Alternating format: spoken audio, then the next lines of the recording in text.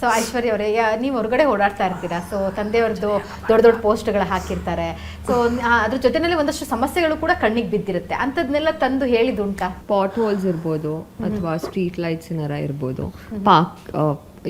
Park ಇರ್ಬೋದು, exactly, ಅಥವಾ parking ಇಶ್ಯೂಸೇ ಇರ್ಬೋದು. ಸೊ ನಾನು ಹೇಳಿದ್ದೀನಿ. ಆ್ಯಂಡ್ ಅಪ್ಪ ಇಸ್ ವೆರಿ ಫ್ರೆಂಡ್ಲಿ. ನಾನೇ ಅಂತಲ್ಲ, ನನ್ನ ಫ್ರೆಂಡ್ಸ್ ಆಗಿರ್ಬೋದು, ಯಾರೇ ಬಂದರು ಏನೇ ಹೇಳಿದ್ರು, ಯಂಗ್ಸ್ಟರ್ಸ್ ಯಾರೇ ಹೇಳಿದ್ರು he will take it. So ಆ ಥರ ಸಜೆಷನ್ಸ್ ಇದೆ, ಮಾಡಿದ್ದಾರೆ ಕೂಡ. ಸರ್, ಪಟ್ಟಾಭಿರಾಮ್ ನಗರದ ಕಾರ್ಪೊರೇಟರ್ ಆಗಿ 2 ವರ್ಷ, ಮೇಡಮ್ ಕೂಡ 2 ಬಾರಿ, ಸೊ ಮೇಡಮ್ ಕೂಡ 1 ಬಾರಿ, ಸತತವಾಗಿ ಇಲ್ಲಿಯ ಸುತ್ತಮುತ್ತಲಿನ ಎಲ್ಲ ವಾರ್ಡ್ ಸಿಚುವೇಶನ್ಸು, ಪರಿಸ್ಥಿತಿಗಳು ಎಲ್ಲನೂ ನೋಡಿಕೊಂಡೇ ಬಂದಿದ್ದೀರಾ ನೀವು. ಹಾಗಿದ್ಮೇಲೆ ಒಂದು ಅಂದಾಜು ಇದ್ದೇ ಇರುತ್ತೆ. ಸೊ ನೀವು ನೋಡ್ಕೊಂಡು ಬಂದ ಹಾಗೆ ಜಯನಗರದಲ್ಲಿ ಇನ್ನೂ ಕೂಡ ಆಗಬೇಕಾಗಿರೋ ಬಾಕಿ ಉಳಿದಿರುವಂಥ ಕೆಲಸ ಯಾವುದು? ನಿಮ್ಮ ಕನಸು ಏನು ಜಯನಗರದ ವಿಚಾರವಾಗಿ? ಇವತ್ತು ನಾವು ಚುನಾವಣೆ ಪ್ರಣಾಳಿಕೆಯಲ್ಲಿ ನಾವೇನೇನು ಹೇಳಿದ್ವಿ, ನಾವು ಸ್ವಲ್ಪ ಮಾಡಿದ್ದೀವಿ, ಇನ್ನು ಸ್ವಲ್ಪ ಕೂಡ ಮಾಡಬೇಕು. ಯಾಕಂದರೆ ಗೆದ್ದು 2.5 ವರ್ಷ ಆಗಿದೆ ನಮಗೆ. ಸೊ ಇವತ್ತು ನನಗೆ ಫಂಡಿಂಗು ಸರ್ಕಾರದಿಂದ ಬರಬೇಕು. ನಾವೇನೋ ಒಂದು ಕನಸನ್ನು ಹೊತ್ತು ಜಯನಗರಕ್ಕೆ ನಾವು ಒಂದು ಒಳ್ಳೆಯ ಕೆಲಸ ಮಾಡಬೇಕು ಅಂತ ಹೋಗ್ತಿದ್ದೀವಿ. ಜನಗಳ ನಿರೀಕ್ಷೆ ಭಾಳ ಜಾಸ್ತಿ ಇದೆ, ಎಕ್ಸ್ಪೆಕ್ಟೇಷನ್ ಜಾಸ್ತಿ ಇದೆ.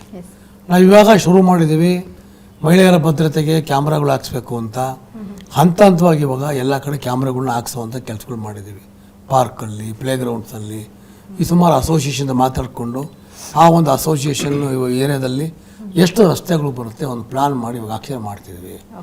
ಸೊ ಶಾಸಕರ ನಿಧಿಯಿಂದ ಎಲ್ಲೆಲ್ಲಿ ಬಡತನ ಇದೆ, ಎಲ್ಲೆಲ್ಲಿ ಸ್ಟಮ್ಸ್ ಇದೆ, ಅಲ್ಲಿ ಸಮುದಾಯ ಭವನವನ್ನು ಕಟ್ಟುವಂಥ ಕೆಲಸ ಅಲ್ಲಿ ಶುರು ಮಾಡಿದ್ದೀವಿ. ಆ work is going on. So ಇದೊಂದು 1 ವರ್ಷದಲ್ಲಿ ನಮಗೆ ಎಲ್ಲ ಕಡೆ ನಮಗೆ ಸಮುದಾಯ ಭವನಗಳು ಎಲ್ಲೆಲ್ಲಿ ಇದುವರೆಗೆ ಲೆಕ್ಕ ಹಾಕ್ಕೊಳ್ಳಿ, ಇದುವರೆಗೆ ಹಕ್ಕುಪತ್ರನೇ ಕೊಟ್ಟಿಲ್ಲ, ಅದನ್ನ ಕೊಡಿಸೋವಂಥ ಕೆಲಸಗಳು, ಎಜುಕೇಷನ್ ಪರ್ಪಸ್ಸಾಗಿ ಮಾಡುವಂಥ ಕೆಲಸ, ಸ್ಕೂಲ್ಗಳು ಡೆವಲಪ್ಮೆಂಟ್ ಮಾಡುವಂಥ ಕೆಲಸ, ಇವೆಲ್ಲ ಕೂಡ ಇದೆ, ಮಾಡ್ತಾ ಇದ್ದೀವಿ. ಇನ್ನು ಫಂಡಿಂಗ್ ಬರಬೇಕು ಈ ಸರ್ಕಾರದಿಂದ.